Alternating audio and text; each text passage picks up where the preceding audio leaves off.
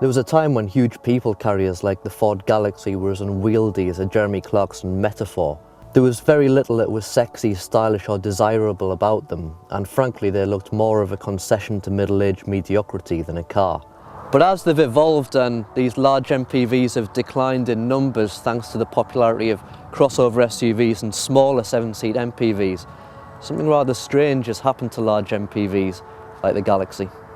In terms of the Ford Galaxy, it actually looks very smart, which seems inconceivable for a car of this size.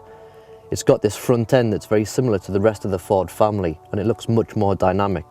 What's particularly impressive about the new Galaxy is the interior, and it was refreshed this year.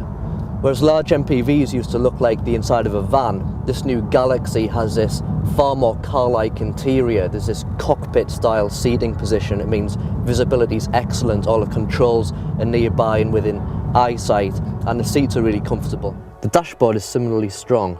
The new Galaxy has this new stereo and the whole interior feels solid and reliable, and it looks good too with aluminium trim and binnacles and cubby holes dotted around the front.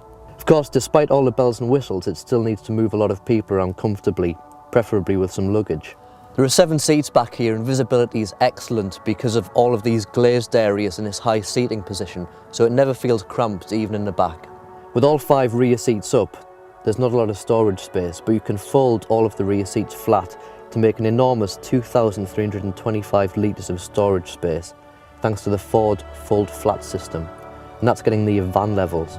I know what you're thinking, because the Galaxy is a big MPV, it rides like a barge, but you'd be wrong. The Galaxy is basically based on the same chassis as the S-Max. It's an adapted version of the Mondeo. The steering is crisp and it feels more confident into the corners.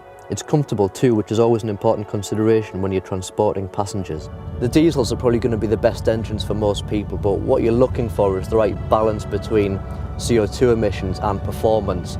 You want a powertrain that's going to suit your driving style.